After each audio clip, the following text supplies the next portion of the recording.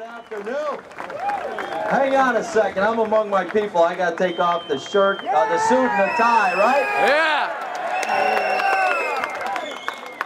Oh, that's much better. I'd rather be in jeans and a t-shirt like most of you are. That's a much better way to go. Listen, good afternoon. Another great day in Albany. Safest place you could be right here among Second Amendment supporters, right?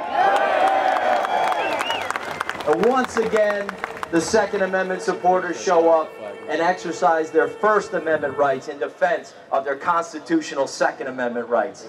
And you know what? The progressives believe that those rights are given to us by government. We know those rights are given to us by God. Those rights are inalienable. My friends, I want you to, just a message of caution. Be careful of the lawn. Andrew doesn't like it when you trample on his lawn. He may charge you 60 grand to fix it again. 60 grand to fix this lawn. Ridiculous, right? He had no trouble trampling on your rights, though, did he? He didn't care about that one bit. Our country, ladies and gentlemen, is in trouble. From Washington to Albany, progressives are trying to run the table on us and have their way with our constitutional rights. It is up to us to take a stand and bring a stop to this. And all of us have a duty to this country to do exactly that, right? Yeah! They are trying to overwhelm the system and bring us to our knees. And it's like they attack on all different fronts, trying to confuse you. But you got to stand strong. The message I would bring you today is simple. You've got to vote. We can take this back next year. We need a new governor, don't we? Yeah! I will tell you this, history is calling every one of you. The Founding Fathers is reaching out to you, calling you. The greatest generation is calling you. Your children, your grandchildren are looking to you to lead. We can fix this nation. We can fix this state, but you've got to get involved. If you're not registered to vote, there's no shame in that, but you've got to fix it. You've got to vote. And you've got to get everybody you know to do the same thing. I'll give you a little secret.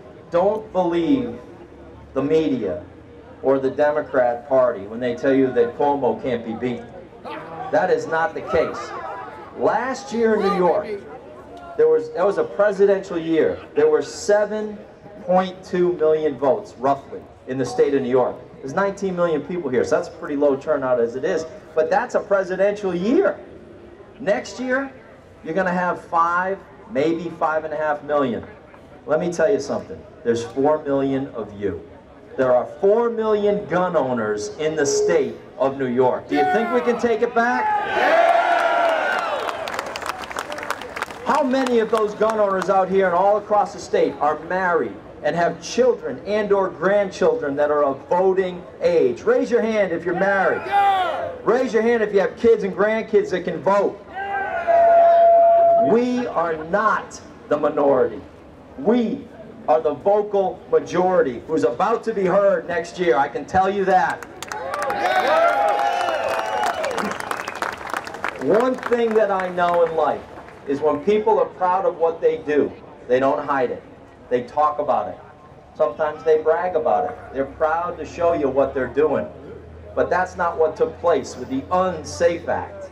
Not at all. Andrew Cuomo, in the biggest act of political cowardice I've ever seen, jammed this down the throats of New Yorkers without debate, without hearings, without any input from you or even the legislature. And now, it is time for us to speak and take the state back.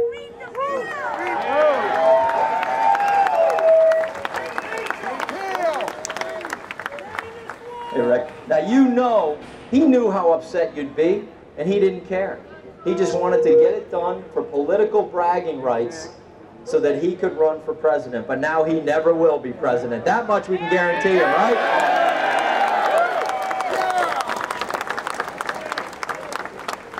So much of what he's done has been smoke and mirrors. Sounds good. This one didn't, but a lot of what he does kind of sounds good. It's a big pronouncement, and then nothing happens. A lot of doublespeak, a lot of political. What's going on?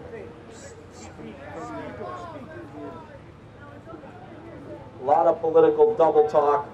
Sorry about the feedback. But you know, like the Wizard of Oz, eventually people look behind the curtain and they see that there's nothing there. Yeah!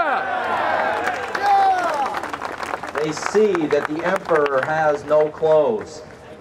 And if there's one good thing about the SAFE Act, it's that he will not ever, ever be president. And he loves to tell you that he's a gun owner. The only thing he accomplished was shooting himself in the foot.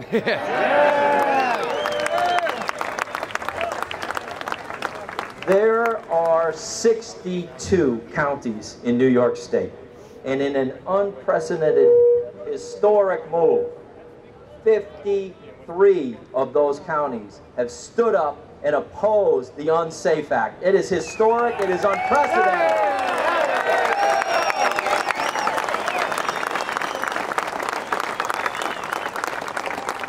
Tell us again how we're the minority. Tell us again how we're the extremists. Give me a break, right? Along with those counties, sheriff's associations, chiefs of police, villages, towns, the mental health community, all as one stood up and said, this is wrong, this has got to go. Now, here's the thing. What do we get told? We're a bunch of extremists for daring to stand up for our Second Amendment rights. But who's the man who said confiscation is an option? And he calls us the extremists? Those 4 words will never, ever be forgotten. Ever. Nobody is going to forget those words. And I think it's destroyed this man's chances of ever being president. And I don't think he's going to be governor after next year either.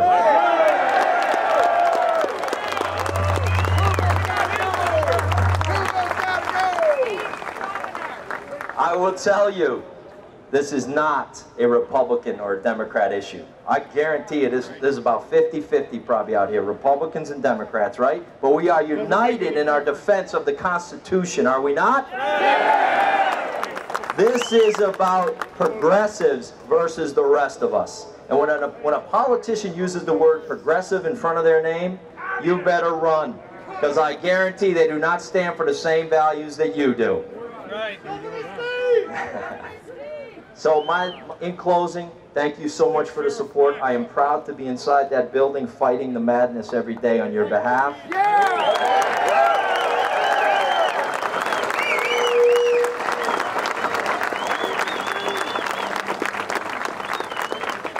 I am proud to tell you that I was named in the Assembly the New York State Rifle and Pistol Association Legislator of the Year.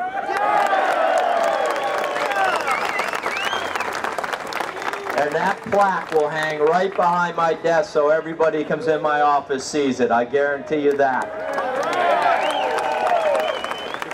I will tell you, do not lose hope. Do not lose faith. Get to work.